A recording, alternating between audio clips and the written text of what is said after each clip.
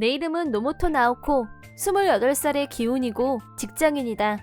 오늘은 얼마 전에 일어났던 남편의 불륜소동에 대해서 얘기를 할까 한다. 나보다 2살 많은 남편 토오루와는 일적인 관계로 거래를 하면서 알게 되었다. 남편이 먼저 데이트 신청을 했고 연인 관계로 발전했다. 토오루는 회사에서 인기가 높았던 얼짱 영업사원이었고 나도 사실은 능력도 있고 얼굴도 잘생기고 괜찮은 남자라고 평소에 생각하고 있었다. 그래서 토오루와 사귀게 됐을 때는 너무 좋아서 한동안 혼자 있을 때도 저절로 웃음이 날 정도로 들떠 있었다. 그리고 결혼에 꼴이 난 지 벌써 1년이 지났다. 남편은 식품 관련 일을 하는 중소기업의 사장 아들이었고 언젠가는 회사를 물려받을 후계자이기도 했다. 결혼 전부터 나도 그 사실을 알고 있었고 결혼을 하고 나서는 장차 남편을 내줘야 한다는 생각을 어느 정도는 하고 있었다.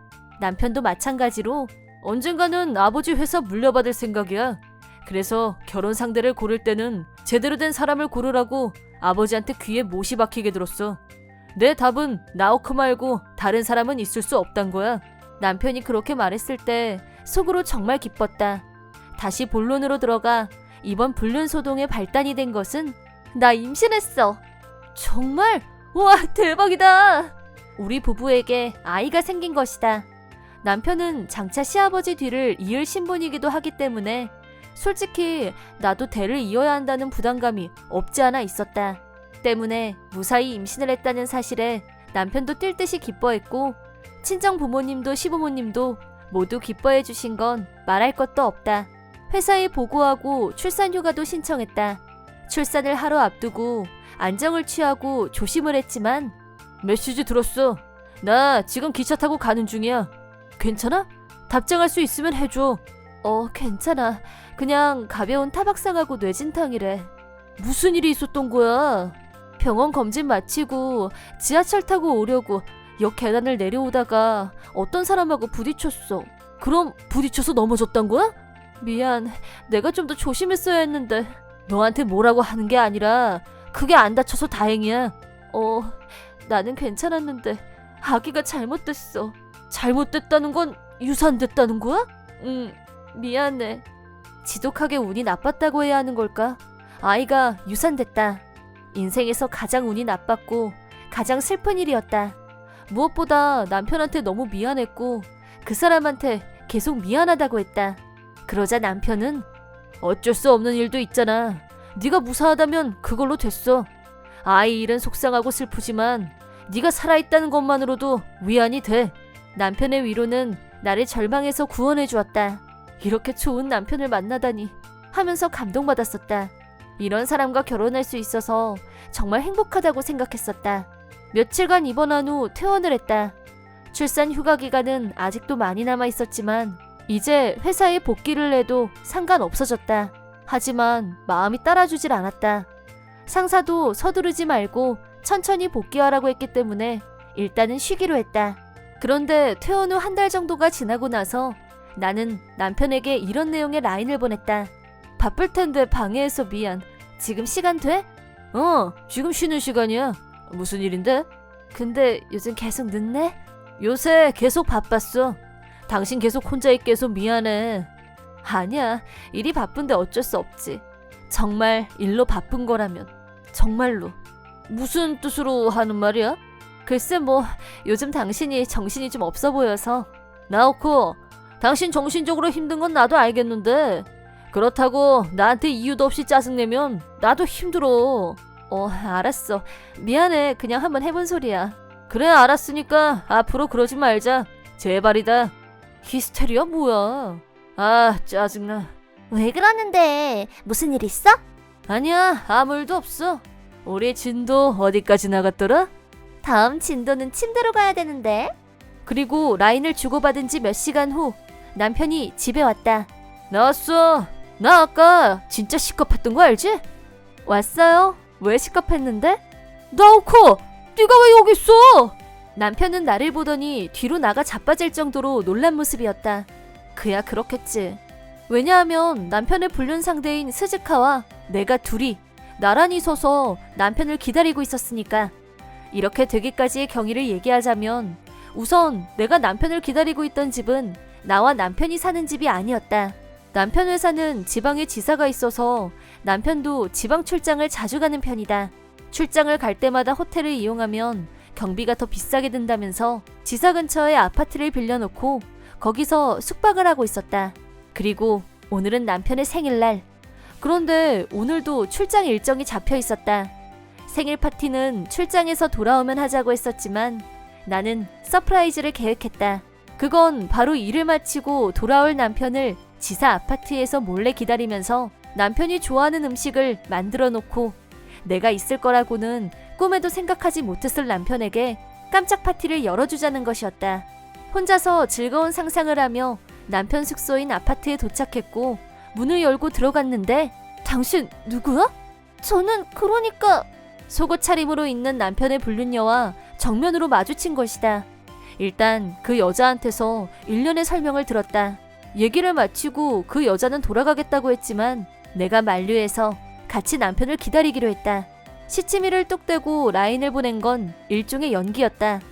그리하여 주인공들이 한 무대에 모였고 이제 진흙탕 드라마가 시작되려고 하는 순간이다.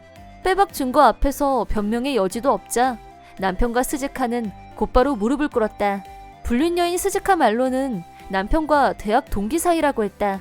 남편이 지사로 출장을 왔을 때 우연히 거래처 관계자로 재회를 하게 됐고 물론 스즈카도 가정에 있는 여자였다. 다음 달엔 남편과 해외로 이주할 예정이라고 했다. 말하자면 둘이서 짧은 기간 동안 잠시 엔조이하자는 의기투합 정도였다고나 할까? 우리 이제 다시 만날 일도 없어. 스즈카도 자기 가정 깰 생각 없고 그냥 우리 둘이 잠시 옛날 감정으로 돌아가서 잠깐 기간 한정으로 조금만 보기로 했었어. 나오코가 보는 앞에서 연락처도 삭제할 수 있어. 난 나오코가 다시 건강해지기 전까진 부부관계는 피하는 게 좋을 것 같다고 판단해서 내가 미친놈이야. 잠깐 돌았었나봐. 잘못했어. 제발 용서해줘. 용서할 수 있을까?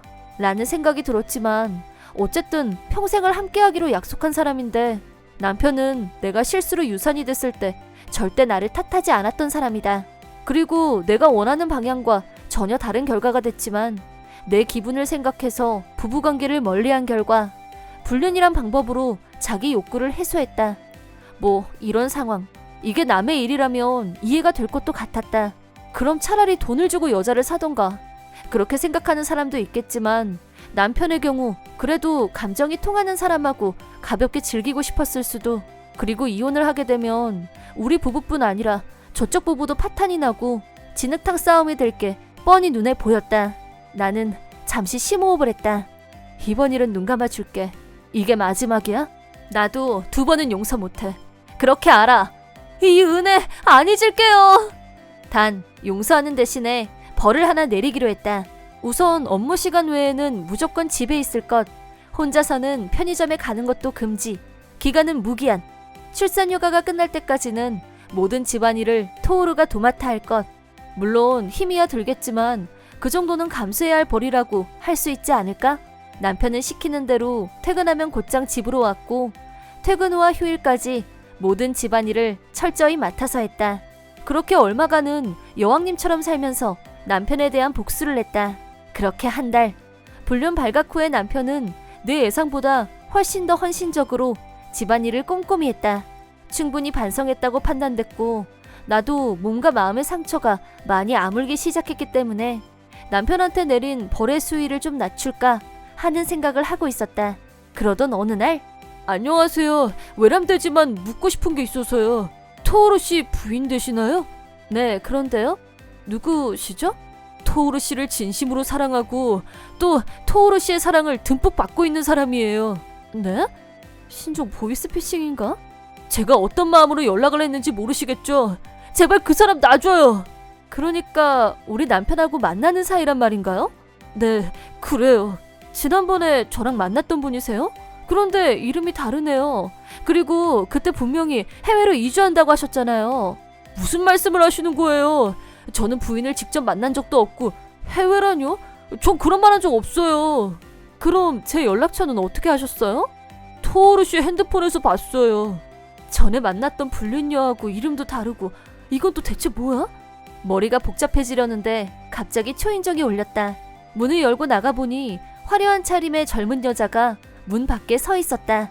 안녕하세요. 전 아즈사라고 해요. 최면에 실례인 건 알지만 제가 토오로 씨 아이를 임신했거든요. 그러니까 좀 빠져주시겠어요? 오늘부터 이 집에서 내가 아내 노릇을 해야 할 것 같아서요. 이건 또 몽미? 너무 충격적인 첫인사에 머리가 멍해진 나는 하지만 굴러들어온 돌한테 내 집에서 기죽을 수는 없는 법. 더구나 자그마치 두 번째 경험인데 경험은 인간을 성장시킨다더니 나는 아주 이성적으로 대응했다. 무슨 사정인지 좀 자세히 듣고 싶은데 일단 안으로 들어오시죠. 일단은 이 여자를 안으로 들어오게 해서 전후 사정을 들어보기로 했다. 아즈사라는 젊은 여자를 거실로 안내해서 자리에 앉게 한 후 얘기를 시작하려고 하는데 나왔어! 당신이 좋아하는 케이크 사왔! 굿 타이밍이거나 혹은 배드 타이밍이거나 퇴근한 남편이 집으로 왔다.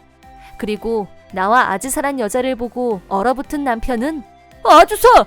난 여긴 어떻게 왔어? 나 임신했단 말이야! 이제 나 책임져 줄 거지? 남편이 집에 오기 전에 들은 얘기를 정리해보자면 이렇다. 굳이 말하기도 구차스럽지만 그녀 역시 명백한 남편의 불륜 상대이고 스지카란 대학 동기와는 다르게 이쪽은 어느 정도 진심이었던 것 같다. 언젠가는 결혼하자는 말도 했었고 남편이 잠자리에서 그녀에게 이런 말을 했다고 한다. 집사람한테는 괜찮다고 했지만 첫 아이가 유산된 게 이상하게 마음에 걸려. 나도 가업을 이어야 되고 내 뒤를 이을 아이도 반드시 낳아야 하니까. 아버지는 나오코한테 직접 말은 못하고 나한테 압박이 장난 아니야. 애는 언제 다시 가질 거냐고 막. 아주사가 내 애 낳아주면 한 방에 다 해결인데 말이야. 그럼 내가 임신하면 나랑 진짜 결혼할 거야? 그럼 완전 대박이지. 그런 얘기를 주고받았다고 한다. 모르긴 해도 불륜녀와 미래를 즐기면서 술 기운에 취한 건지 아닌 그냥 해본 소리인지 가볍게 입을 놀린 건 분명했다.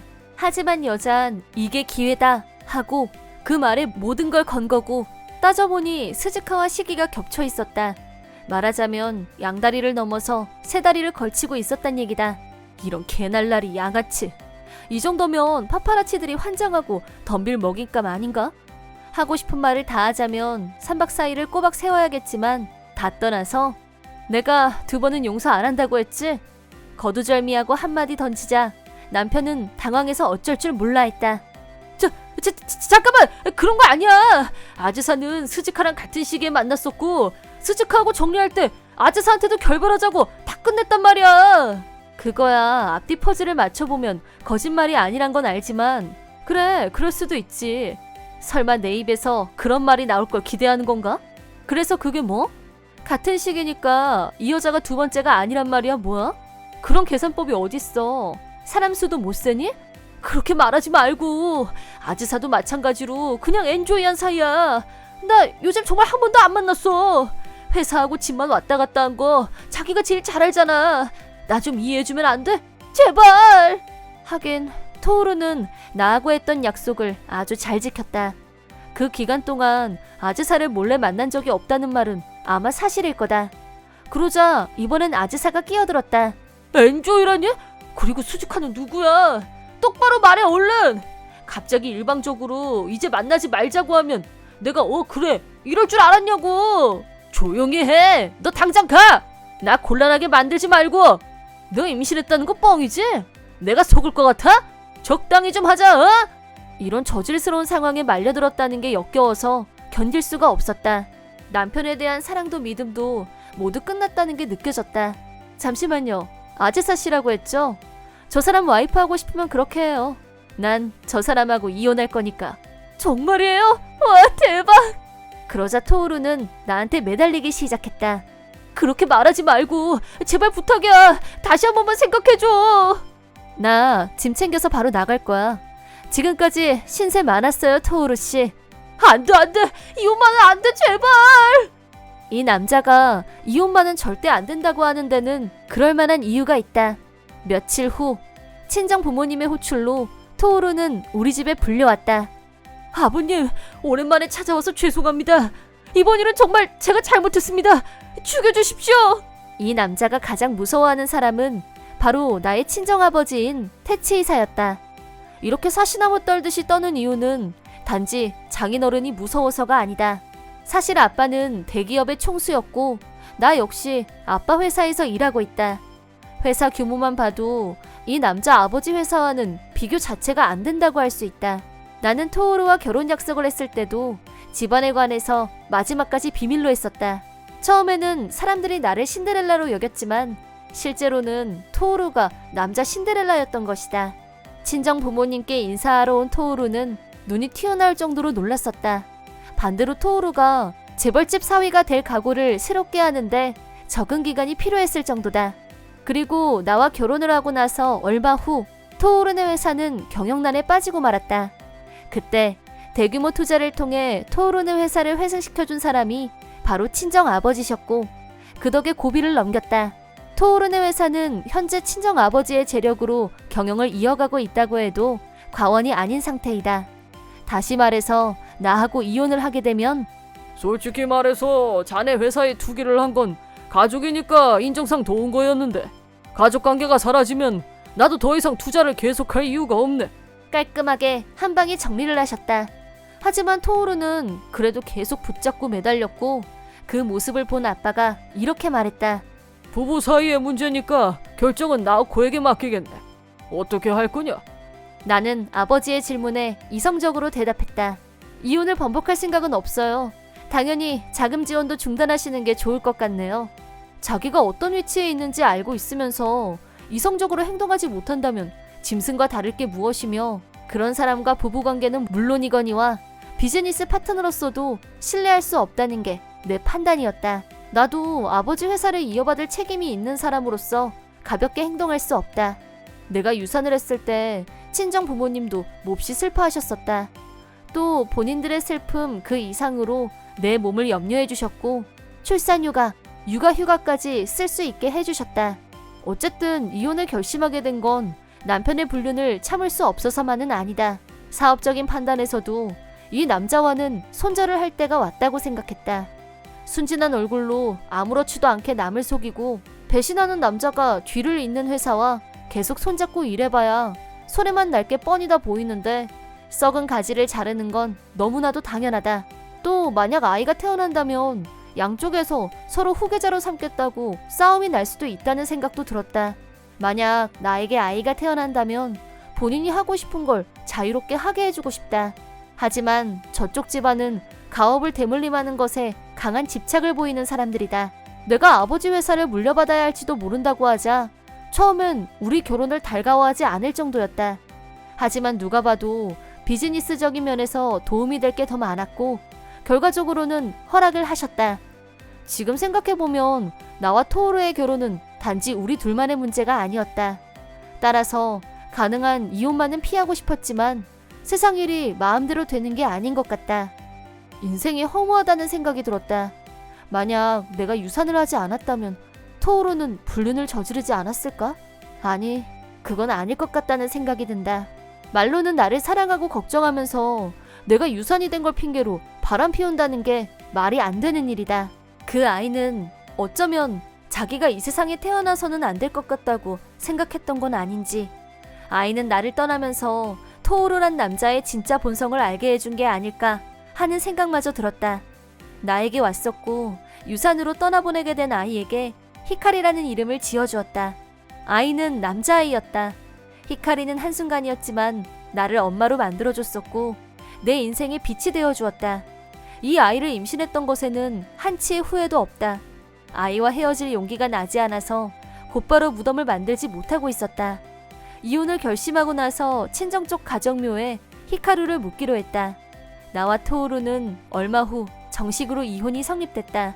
하지만 아버지는 토오루네 회사에서 투자를 바로 회수하지 않았다. 갑자기 투자를 회수하면 거리에 나앉게 될 사원이 많이 생길 게 아니냐. 오너 부부 문제로 불똥이 본인들한테 튀면 그 입장에서는 얼마나 분통이 터지겠니. 다음 분기 때 결산 보고 받고 나서 차차 결정할 생각이다. 물론 너야 내 결정이 내키지 않을 거란 거 잘 안다. 하지만 이것도 경영자로서 고려해야 될 문제다. 이해해줬으면 좋겠다. 네, 사장님 판단에 따르겠습니다. 아버지 생각은 충분히 이해할 수 있었다. 나 역시 아무 잘못도 없는 전 남편 회사 사원들이 우리 부부로 인해 피해를 보는 것은 원치 않으니까. 역시 아버지는 다 계획이 있으신 분이란 걸 새삼 느꼈고 전보다 더 존경하게 됐다. 하지만 토오루는 이번 일을 계기로 회사에서 쫓겨나게 됐고 이혼과 동시에 실업자가 됐다. 수입은 끊어졌지만 위자료를 내야 하는 처지고 거기다 약간 진심이 섞였던 불륜 상대인 아즈사의 뱃속에는 정말 새 생명이 자라고 있었다. 이제 아이를 키우려면 돈도 더 많이 필요할 텐데 어쩌려는지. 이혼이 성립된 후 나는 토오루와 아즈사 양쪽에 위자료를 청구했다. 결국 두 사람은 재출발은커녕 나란히 빚더미에 올라앉고 말았다. 현실적으로 아이를 낳고 키울 돈은 전혀 없는 상황이고 어리석은 예비 엄마, 아빠를 둔 아무 죄 없는 뱃속의 아이가 아직 태어나기도 전인데 벌써부터 가엾게 느껴졌다.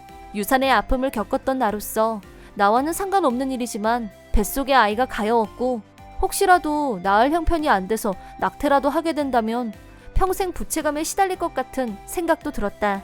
고민 끝에 아버지께 말씀드리고 아즈사의 출산 비용을 토오루 아버지가 내줄 수 없는지 타진해봤다. 만약 그렇게 한다면 친정 아버지도 투자를 몇 년간 더 연장하겠다는 약속과 함께 토오루 아버지는 그 자리에서 바로 오케이 했다. 아즈사도 아이를 낳고 싶은 마음이 강했던지 출산 지원을 받겠다고 했다. 하지만 토오루와 아즈사가 현재 아이를 키울 능력이 없다 보니 아이를 출산하면 양자로 보내겠다고 서류까지 작성했다고 한다. 토오루 아버지 입장에서야 당연히 토오루 핏줄인 아이를 다른 곳으로 보내고 싶지 않았겠지만 그 아이의 존재가 투자를 받는 회사와 껄끄러운 관계를 만들 가능성이 있다는 점에서 화근이 된 불씨를 쥐고 있을 수는 없다는 계산이 더 앞섰던 모양이다. 토오루 아버지는 토오루와 아즈사에게 생활비를 지원하는 것을 조건으로 아이가 태어나면 양자로 보내겠다는 약속을 받아냈다. 아즈사는 무사히 출산을 했다. 건강하고 예쁜 여자아이였다. 이름은 카에데라는 이름으로 불임으로 고민하던 부부에게 입양되어 사랑받으며 잘 자라고 있다고 한다.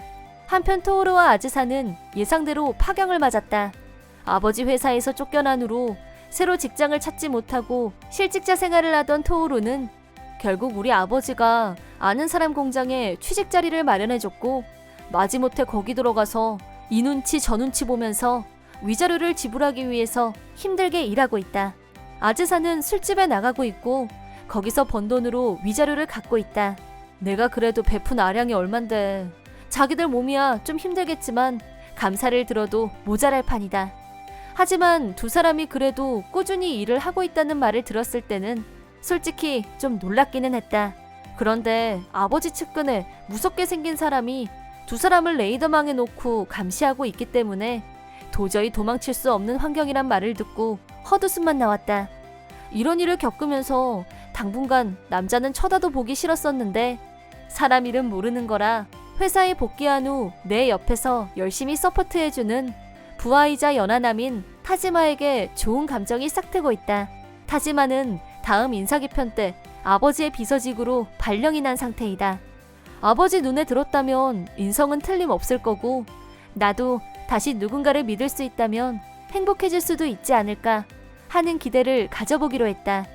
다음에 용기를 내서 같이 밥 먹으러 가자고 말해볼 생각이다.